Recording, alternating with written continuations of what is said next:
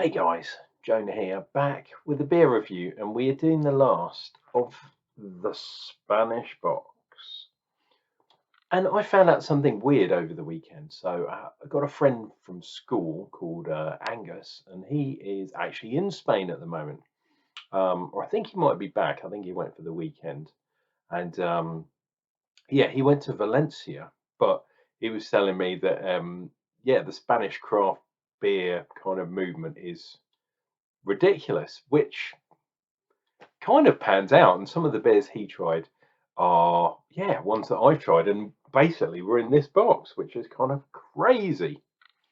So yeah, small world, isn't it? Anyway, we are doing a beer from Peninsula today, and there's a nice article in there about their brewery, which I believe is in Madrid, and yeah, that's the capital, and it's yeah, it even mentions the beer that we're trying today, and there's a sort of photo there, uh, Paseo down here.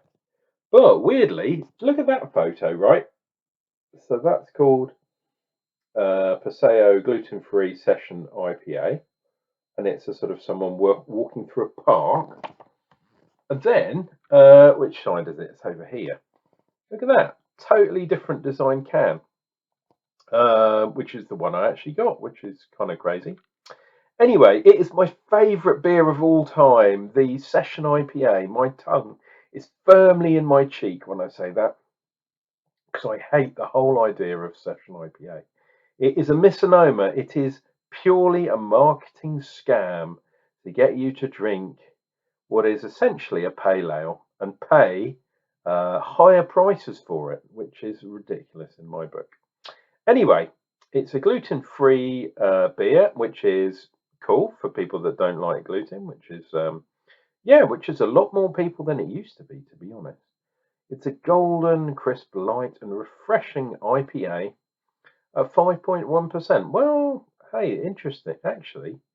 5.1 is the right side of 5. Well, for me anyway.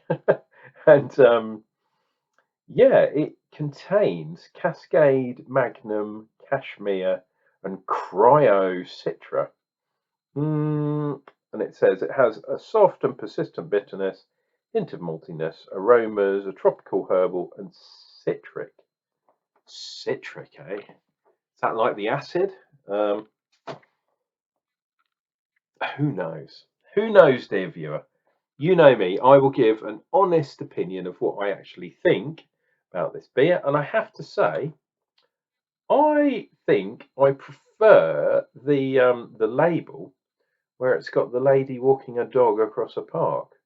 There's nothing wrong with this. It just looks a bit sort of 70s, if you know what I mean. 5.1. It's a 330 can. Gluten free is enjoy the ride. Gluten free is good in my book, although I'm not a gluten denier or whatever it's called. Celiac, is that right? Something like that. I could have got that wrong, but anyway, some people are, yeah, allergic to gluten. I mean, man, it can really mess you up, dude. What have we got? We have water. That's good. Malted barley, hops, and yeast. So nothing else in there, which is kind of cool. Ah, I just saw a little thing there. Beer imported by Beer 52, Edinburgh, blah, blah, blah, blah, blah.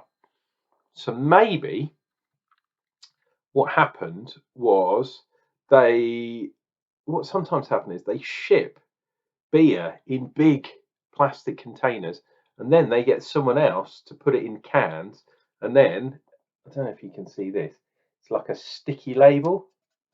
So the label isn't kind of a proper label. Well, it is, but you know what I mean. So this might not be the same as the beer had you had it in France. So let's see. France? I mean Spain. What am I talking about? The Spain box, damn it. We're in Yorkshire next, apparently. This has been in the fridge for a long time, I think about a week, because I was going to drink this a while ago and never got round to it because I was doing other exciting things. So there we go. Oh, it's the wrong way round. Well, right way round for pouring, wrong way round for viewing. Sorry about that, dear viewer. Now, is this meant to be a hazy? Has it got something? Yeah, there we go. I thought so. It's hazy in the bottom. Now, this might be one of these cans. Yes, it is. Wow, that's cool. And if we sort of do one of these stare at the head, weird sort of things, head-wise, we've got over fingers, fluffy white head, lovely looking bubbles there. You can see them rising up. I always like it when the bubbles, look at that. Nice shot of the bubbles rising. Very small amount of carbonation, but I'm sure it will have the same effect, dear viewer, as it does usually. And if you don't know what that means, you will soon. Yeah, I tend to get a bit of the beer sort of belches. But hey, to thine own self be true, dear viewer, don't you think? Lovely colour, and like I say, a little bit hazy. Had a few little particulates left in the bottom of the can, so I chucked them in anyway. That's the way to do it. Oh, interesting. Wow, loads of hops and loads of different things going on. So there's definitely some greenery in there,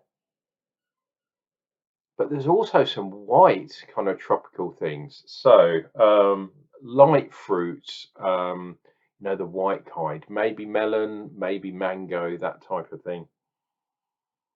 Smells a little bit sweet as well, but we'll find out. Weirdly, there's some beers, especially in the UK, call themselves IPAs, flat IPA, which are around 5%, which is this one. So this one's meant to be a session IPA, but it's higher than 5%. In fact, what does session IPA actually mean?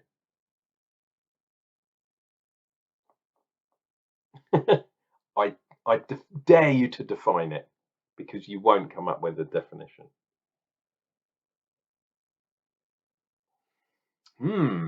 There is also like a pineapple, maybe.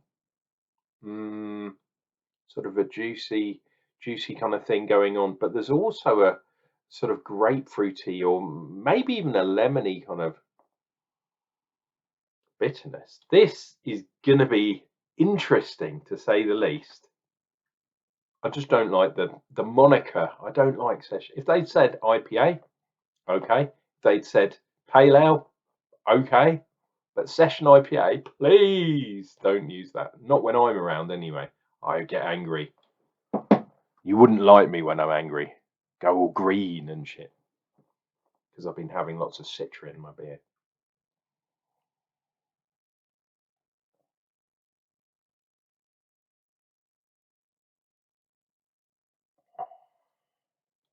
Oh, wow. Up front, it is pretty bitter. And I'm getting some greenness. Yeah, greenness, kind of the Citra. Wow, that cryo stuff is proper powerful. And that's kind of what you get up front. And it kind of lingers as well. Maybe turns into a little lemony or grapefruity kind of sharp, bitter fruit. And it finishes quite dry. There is a little bit of juiciness with the juicy tropical fruits in the background, but I'm kind of fishing for them at the moment. They're there, but that bitterness kind of is up front and then stays. It's lingering, like they said in the description. But there is a lot of stuff going on behind the scenes. Wow, look at that. There's incredibly, I couldn't have done better line with my ruler. Really good line there. Right, hopefully my taste buds have adjusted to the bitterness. So this second taste, I'm hoping, we'll get some other flavours coming through. Cheers and beers, dear viewer. On a school night, I told you the carbonation would catch up with me, didn't I?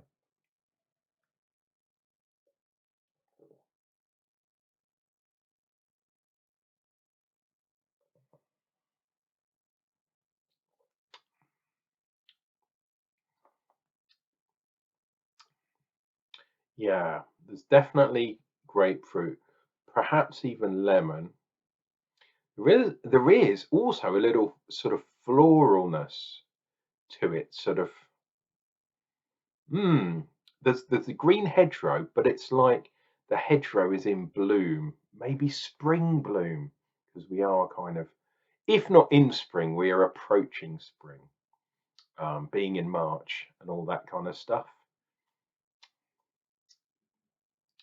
But yeah, it is quite light at the same time, and that's weird considering this is a 5% beer.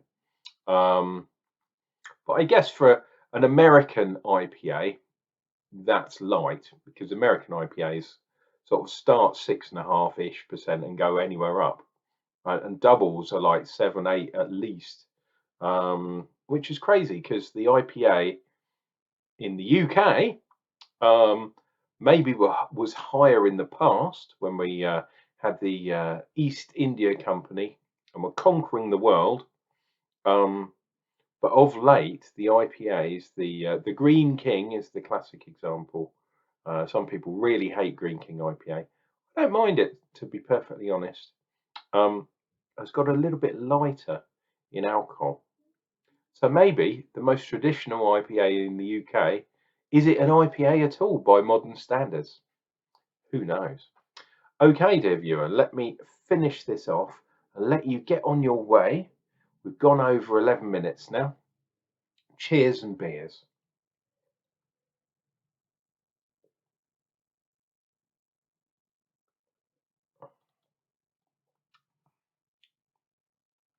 Greenness, tropicalness.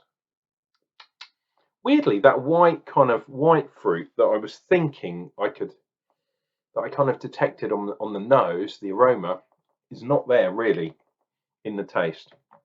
Or it could be that the bitterness has kind of drowned out those tastes. But weirdly, even though it finishes reasonably dry, I thought it was going to be sweeter than it was, and it wasn't at all. It finishes quite dry, but there is such a long, lingering kind of aftertaste that goes on and on and on. And as I sit here, I'm still having flavors develop and kind of tease me like smoke or like maybe like morning mist over a field. As you walk towards the mist, it kind of draws further away, if you like the analogy. And I'm full of those. Well, some people say I'm full of other stuff as well. Anyway, this has been Uncle Jonah. Do me a favour, please click like on this video. It really does make a difference. And if you want to hear more analogy and more gibbering tomfoolery from your loving Uncle Jonah, why not think about joining the Jonah Army and yeah, clicking subscribe and the bell icon down below, and then you'll never miss any of my content moving forwards. Anyway, dear viewer, it is Monday night, so I should probably get off, cook some food and get ready for what is to come on Tuesday. Guys, cheers and beers. We'll see you real soon. Take care of each other. Take care of yourself.